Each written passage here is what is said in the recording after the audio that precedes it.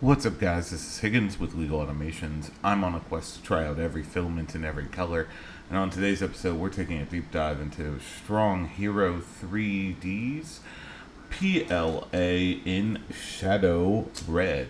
So this one was recommended to me by one of the commenters.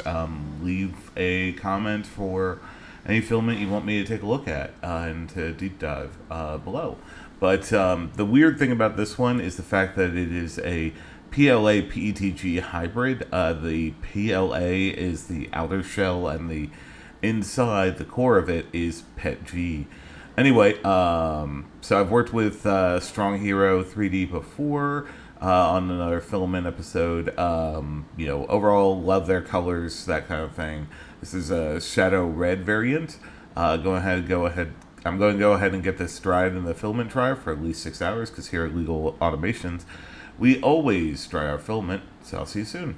Alright, if you're new here, we always start out by printing a benchy in the generic settings for Bamboo Studios for the particular filament, in this case generic PLA. We're going to go ahead and get this sliced up. Should take a little over an hour, and get those and the rest of the test prints done. Alright, so here are the test prints. I do like this color a lot. I love that dark red S kind of thing. But here's the benchy.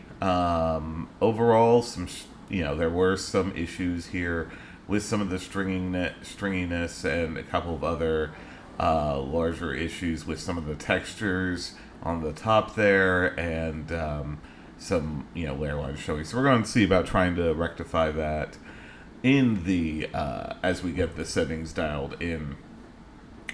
Next up, we printed the dimensional cube. This one was 40 by 40 by 40.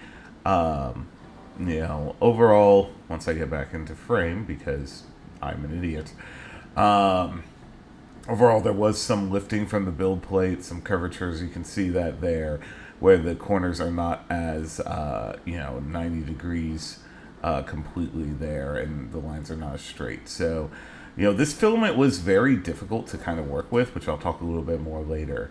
Overall, for this one, the temperature tower here, we had a recommendation for the 210 temperature, just basically because that one had the least amount of stringing and globbing on the spike there. Next up, we have the retraction test, and the retraction test for this one had a lot of stringing. For whatever reason, I suspect because of the difference in material and the incompatibility thereof. Next up, the max volumetric speed test. So this one had some trouble. I could not get it to print at 20 millimeters per second cubed, which is generally where I like to start. So had to go back and start at 5 millimeters cubed per second, and then go up to 20. At around 18, we started seeing deformations. So I'm going to pull it back and say around 15 if you're going to check out this filament, 15 millimeters cubed per second.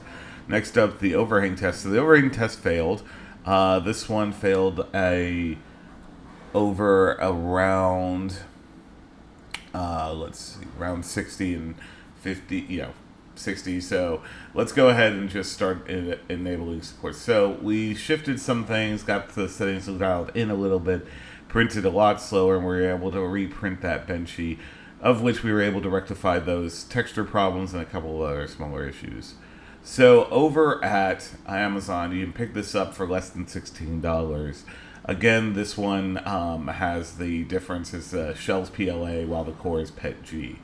And again, if you're looking for a nice filament color, this particular one, it's okay. So my overall thoughts are, this filament was really difficult to work with.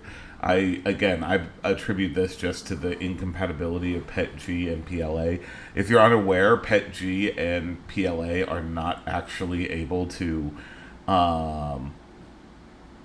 stick together, to stay together. They're kind of incompatible. It's why PLA is often used for PETG supports, and vice versa if you have like a dual nozzle or a tool changer setup.